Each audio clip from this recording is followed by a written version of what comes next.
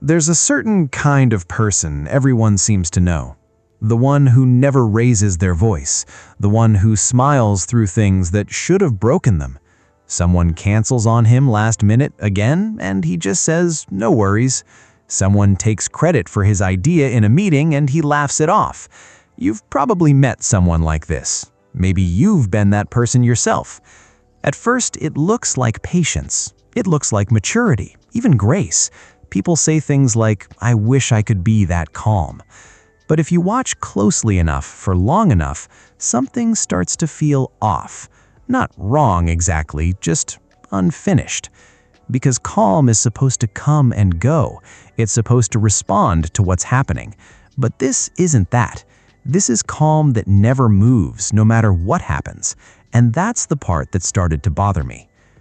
I remember a specific afternoon. A friend of mine, let's call him Daniel, was helping a coworker move some boxes. The coworker dropped one right on Daniel's foot. No apology, not even a glance back. Daniel just picked the box up himself and kept walking. I asked him later if it hurt. He said, "Yeah, but it's fine. I don't really get mad about stuff like that."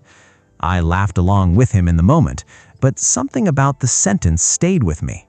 Not the box, not the foot. The phrase itself, "I don't really get mad," said so easily, like it was a personality trait, like being tall or left-handed, as if anger were something other people had and he simply didn't come with that feature.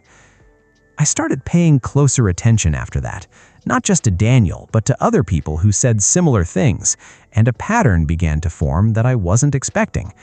The people who never got angry weren't the most relaxed people in the room. They were often the most tired. Not tired from doing too much, tired in a quieter way, the kind you can't quite point to. The kind that doesn't show up as exhaustion, but as a strange kind of stillness. The stronger they looked on the outside, the more depleted they seemed underneath it, and that contradiction is what really pulled me in. If anger wasn't a personality trait they lacked, if it wasn't a switch that was simply turned off, then where did all of that anger actually go? Because feelings don't usually disappear just because we decide not to express them. They tend to relocate. They find some other place to live. So I started looking into what actually happens in a person's nervous system when anger is triggered but never released. Not from a textbook, but from watching real reactions in real moments.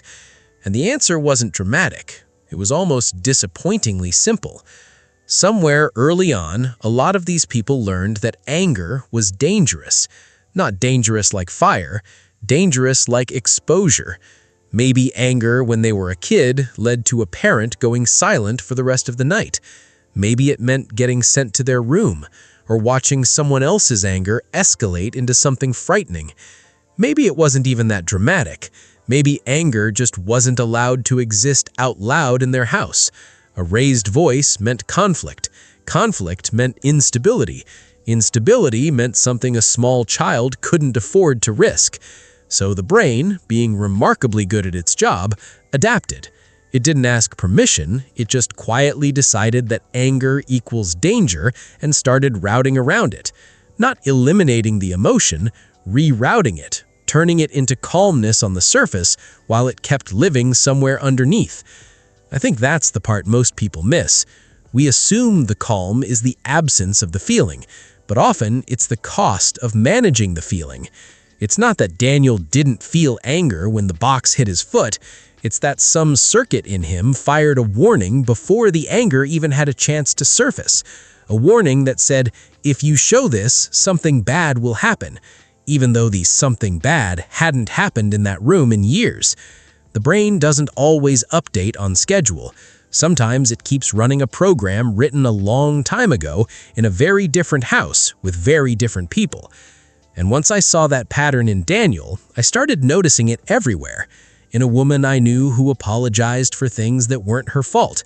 In a coworker who took on extra work rather than say no. In myself more than once, if I'm honest. Once you know what you're looking for, you start seeing it show up in small, specific moments. Picture a meeting where someone interrupts him for the third time. He just nods and lets it go, like it costs him nothing. But watch his hands. Notice how his fingers tighten slightly around his pen, just for a second. That's not nothing. That's anger, showing up in the only place it's still allowed to live. Picture a phone call with a family member who says something small but cutting. He responds warmly, maybe even laughs, but afterward, he feels strangely drained and he can't explain why. He tells himself he's just tired from the day. Maybe that's true, or maybe some part of him spent real energy holding a door shut that wanted to open. Picture an evening where a partner cancels plans for the second week in a row. She says, "That's okay, don't worry about it," and she means it, mostly, but she also goes quiet for the rest of the night and can't quite say why. You might recognize a piece of yourself in one of these moments. Not the whole story, maybe, just a fragment, a time you said it's fine when it wasn't, and somehow believed yourself while you said it. Each of these moments looks separate on its own, a meeting, a phone call, a quiet evening. But after enough of them, a shape starts to form. It's not really about the meeting or the call or the evening. It's the same mechanism wearing a different outfit each time. A signal comes in. The body starts to respond the way bodies do when something feels unfair. And before that response can fully form, another part of the brain steps in and closes the door. Every time, consistently, automatically. At some point, the brain doesn't even experience this as suppression anymore. It just becomes the default setting. Anger doesn't get expressed and then hidden. It gets rerouted before it's even fully recognized as anger, which means the person genuinely believes what they're telling you. They're not lying when they say, "I don't get mad." Some of them really don't feel it, not consciously, not at the moment it matters. The circuit built to protect them has gotten so efficient that it works before awareness even arrives. And that's what makes this so hard to unlearn. You can't just decide to feel something you've spent years being wired not to feel. But here's the part that stayed with me the longest. The body keeps a record, even when the mind doesn't. All that redirected energy has to live somewhere. Sometimes it shows up as unexplained fatigue. Sometimes as a short fuse over something tiny and unrelated, like a dropped spoon or a slow website. Sometimes it shows up as a kind of numbness, a flatness where other emotions used to be. Because you can't selectively shut down one emotion. The same door that closes on anger tends to dim everything standing near it. Joy gets quieter too. Excitement gets muted. Life starts to feel more like something observed than something fully lived. And slowly, without anyone deciding it should happen this way, the whole emotional range narrows. Not because the person is broken, because the system did exactly what it was built to do. It kept them safe, at the cost of keeping them small. I think that's worth sitting with for a moment, because it changes the question completely. It stops being, "Why is this person so calm all the time?" and becomes, "What did this person need to survive that made calm feel safer than honesty?" That question doesn't have a villain in it, not a parent to blame, not a single bad memory to point to, just a nervous system doing the best math it could with the information it had. And maybe that's the part that offers a way forward. Because the goal was never to become someone who's suddenly comfortable yelling. That's not the fix, and it was never supposed to be. The shift is smaller than that, and much quieter. It starts with noticing the moment right before the calm kicks in, that half second where something flickers before the smile smooths it over.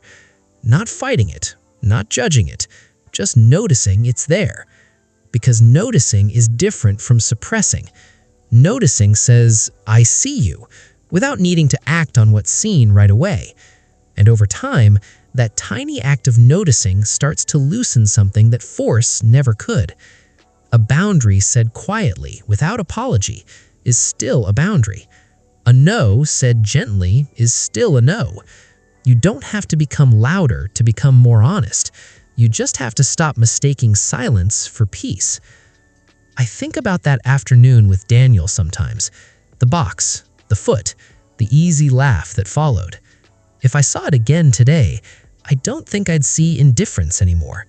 I think I'd see a small, quiet moment of self-protection playing out in real time. Not weakness, not even really calm, not in the way we usually mean it. Just a very old kind of care still running on outdated instructions. And maybe that's true for more people than we realize. Maybe the calmest person in your life isn't the one who has it all figured out.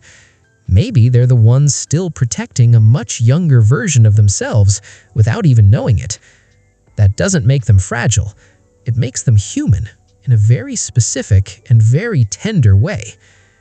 If any part of today's story felt familiar to you, I'd like to know which part stayed with you the longest. Maybe it was the box. Maybe it was the pen tightening in someone's hand.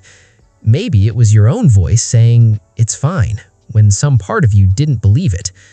Whatever it was, it might be worth sitting with, just for a little while. Someone else watching this might need to hear that they're not the only one who feels this way.